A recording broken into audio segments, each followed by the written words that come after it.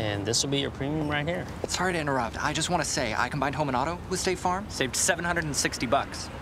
Love this guy. Okay, does it bother anybody else that the mime is talking? Freaky.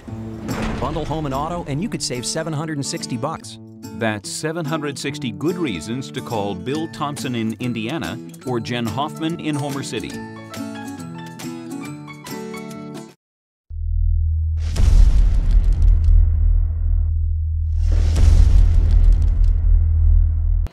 Well, the big thing was at halftime you must have done something to inspire them. Yeah. What was it? Well, the big speech was, you know what, they've only scored 17 points, and they have all the confidence in the world. They think they won the world championship, and they only had we only gave up 17 points.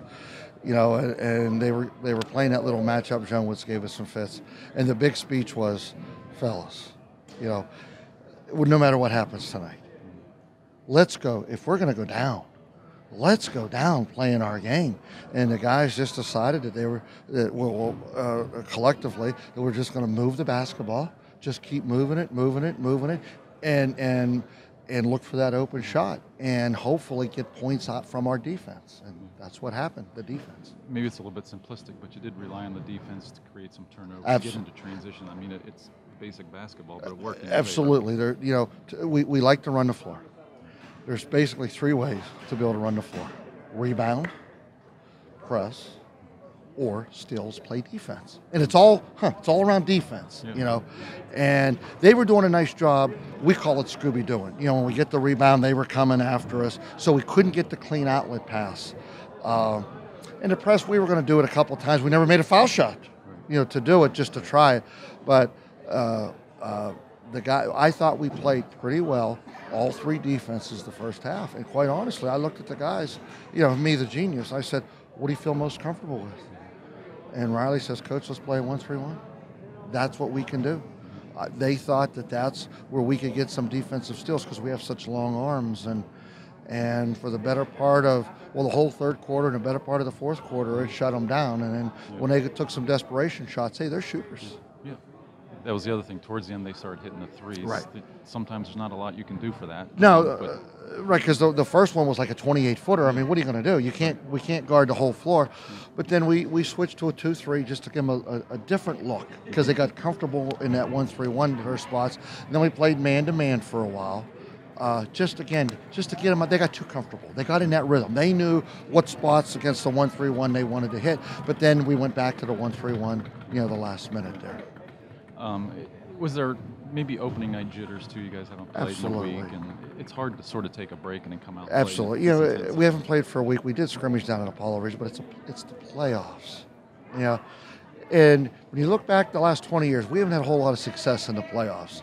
And even though as a coach you don't talk about that and you don't dwell on it, I mean, the guys knew this was an elimination game. This was either do it or go home. Now tonight's win guarantees us at least 3 more games, the way the playbacks are set up, you know, and everything. So I really expect, you know, after getting over tonight, winning the basketball game, you know, that's a good team we played. How many times do you went to go 22 and have to play the defending champs of the WPIAL, the team that I think made it to the Western Finals or something last year and lost to Susquehanna Township. But, you know, first round game. And a team that also these guys played in football and blew us off the football field at Butler.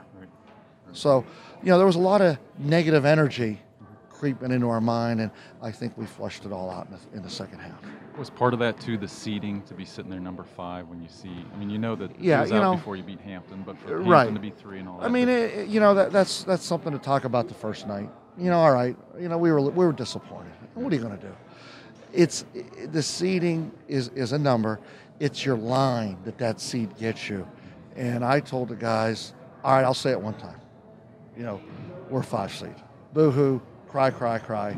You know, in fact, on our the WPIAL gives us a ball to use, and they use our ball in the first half and the other team's ball. And we wrote Indiana on it, and there's a number 5 on it, just to keep that in the back of our minds.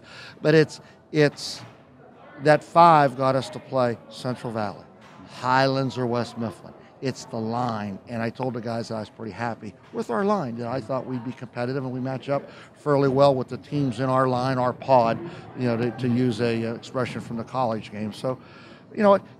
Now, if you thought we should have been the 4th seed, you may have a crack at the 4th seed, although I heard they were down tonight. Highlands is a good team. But you want to be a 4th seed? Go beat the 4th seed. You win that one, you play the 1 seed. You want to be the 1 seed? Go beat the 1 seed. It's easy.